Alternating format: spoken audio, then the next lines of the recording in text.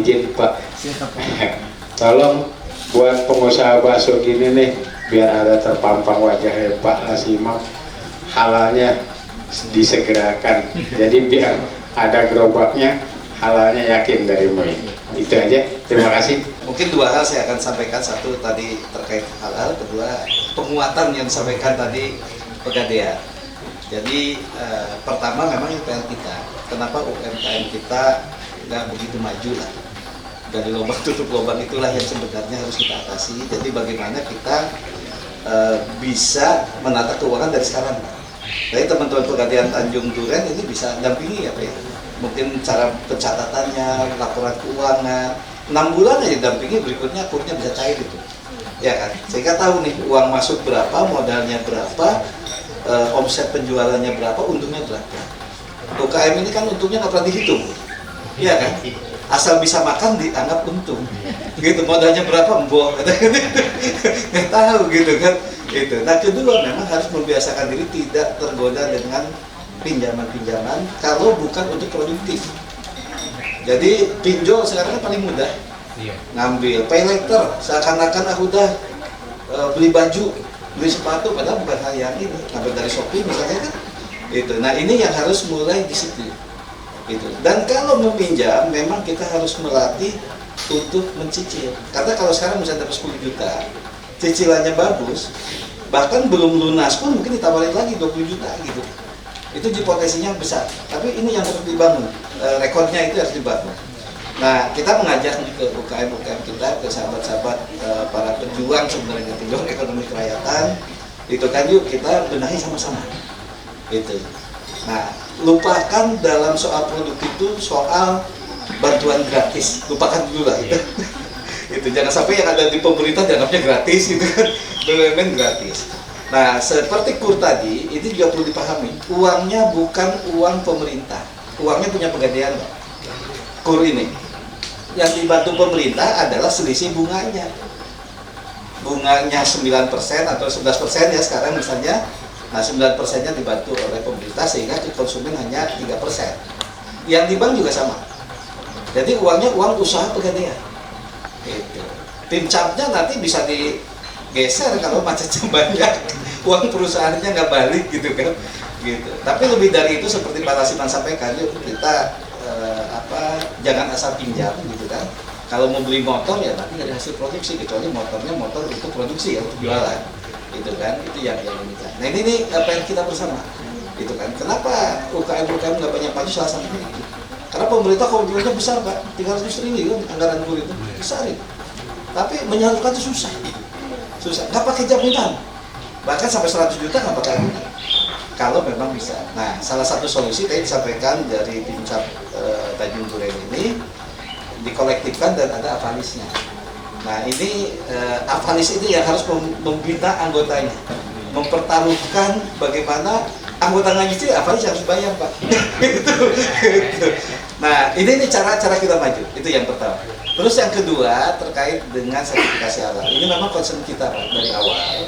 Ini kita dengan adanya mesin ini sebenarnya ini akan memudahkan pengurusan sertifikasi halal. Jadi dalam proses audit halal itu ada namanya traceability ya. Traceability itu artinya ketelusuran. Jadi menelusur mulai dari bahan baku, proses gitu kan, itu kan sampai ke siap dimakan. Nah, cara yang paling gampang, proses kan mesin sekarang sudah ada, jaga terus mesinnya sehingga ini higienis. Nah, bahan bakunya dari mana? Cari bahan baku daging yang sudah ada sertifikat halal, itu jauh lebih mudah, itu kan. Atau beli daging yang memang dari RPH yang sudah bersertifikat halal, atau beli daging yang dipotong oleh juleha namanya. Juleha itu bukan adik ibu kan, tapi juru sembelih halal, namanya juleha, gitu kan. Itu kalau yang satu itu Siti Juleha. Nah, yang ini yang perlu kita ini. Jadi kalau di tracing gitu ya, ditelusuri, kalau sumbernya halal itu satu poin lebih mudah memprosesnya. Nah kemudian diproses di mesin ini secara higienis, setelah itu dikemas outputnya udah sertifikasi halal lebih cepat. Nah untuk mempermudah saya bayangkan Akmiso secara kelembagaan kan sudah ada koperasi juga ya Pak ya, tapi basisnya di Semarang ya. Ini Apiso Semarang itu emang maju karena ketuanya Pak Nasiman ya. Coba tepuk tangan ini. Tapi perusahaan itu luar biasa ini kan. Nah, pengalaman sukses di Semarang itu ditarik ke pusat. Dan Jakarta menjadi sentra. Jakarta harus jadi model itu. Harus jadi model bagaimana pengelolaan Apiso dan koperasi bisa jalan. Nah, bisa jadi nanti produsen bakso halal ini adalah dikelola oleh koperasi. Tapi semua pedagang bakso bisa memanfaatkan ini. Jadi satu payung di satu sertifikasi halal bisa pakai semua Pak. Bisa pakai semua. Nanti untuk audit halalnya, untuk apanya kita bantu. Artinya saya konekkan BUMN juga. Sekarang ada LPH BUMN, ada Sukopindo, ada Surveyor Indonesia. Ya kan? Selain LPH-nya BPOM MUI, itu kan. Nanti yang mengeluarkan sertifikat halalnya itu dari BPJPH Kementerian Agama. Yang mengeluarkan fatwa halalnya Majelis Ulama Indonesia. Itu. Dan banyak yang gratis sebetulnya, itu kan yang gratis, tetapi ya itu banyak yang tidak memenuhi syarat apa dan lain-lain.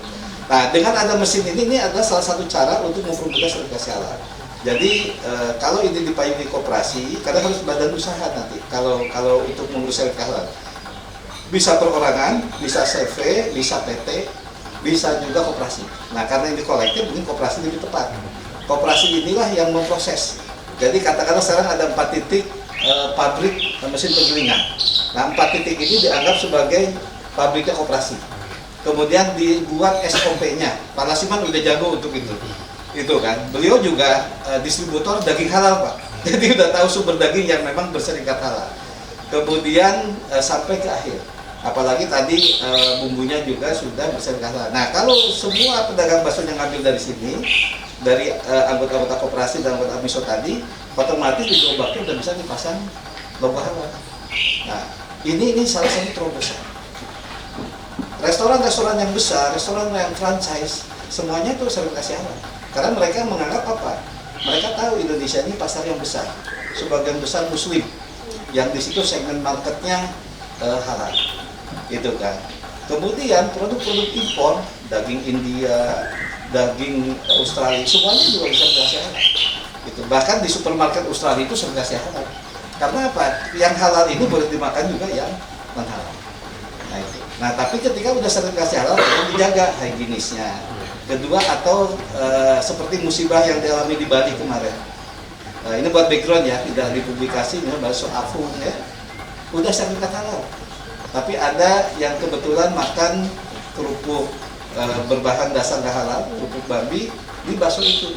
Sekarang kasihan baksonya nggak ada konsumen, ya kan? Mereka harus menghancurkan semua mangkok-mangkoknya, itu kan sudah dihancurkan, diprotes kan orang Bali kan nggak perlu halal kan gitu kan? Gitu. Nah sekarang direkomendasikan ditutup. Nah walaupun itu bukan anggota Apiso ya Pak ya, tapi ini adalah ketika kita sudah punya sertifikat halal benar-benar dijaga. Bahkan konsumen pun ya diingatkan kalau memang ternyata dia membawa makanan nggak halal ke sana. Jangan sampai hanya karena satu orang influencer, ya kan, selebgram gitu kan, tapi dampaknya itu ke bisnisnya. Gitu. Saya orang Bandung, saya tahu kecilnya bakso Afung nggak, mulai dari tenda itu kan di Jalan Saparua sampai sekarang besar kemana-mana gitu kan. Itu yang perlu kita jadi perhatian kita. Nah nanti sama kalau seandainya sudah bersertifikasi halal, gerobak itu harus dipasang kayak gini so. Kalau nyuci pakai ember, ya jangan 3 hari embernya diganti-ganti Pak. Kalau tuh bawa jilikan gitu, udah berapa ini dijilikan gitu kan? Itu. Atau sekarang bisa dengan pompa mini, jadi itu dibersihkan secara lebih higienis. Nah ini untuk kesehatan kita juga, sama untuk keberlangsungan ini. Nah sertifikasi halal ini wajib Pak. Jadi nanti produk makanan bisa ditangkap sama polisi gara-gara ada sertifikat halal. Karena udah undang-undang kan wajib jaminan produk halal untuk makanan sekarang. Jadi kita upayakan, saya siap bantu, nanti saya bantu siap mengawal untuk sertifikasinya Apiso ya. Nanti udah anggota Apiso kasih logo Apiso, ada logo halal setelah sertifikasinya keluar gitu kan. Itu. Nah ini mungkin akan menjamin itu. Tapi setelah keluar harus dijaga. Dan itu kan berlaku 3 tahun atau 4 tahun gitu kan, itu akan diperpanjang terus. Mungkin itu saya kira, dan kita sama-sama bagaimana sertifikasi halal ini kita jadikan satu nilai tambah Satu nilai tambah karena ketika produknya sudah sertifikasi halal, yang makan itu udah pasti muslim ataupun non muslim. Karena halal pasti higienis tadi. Jangankan dagingnya halal nggak halal, ininya kotor pun nggak boleh, gitu kan? Gitu. Terima kasih, Pak.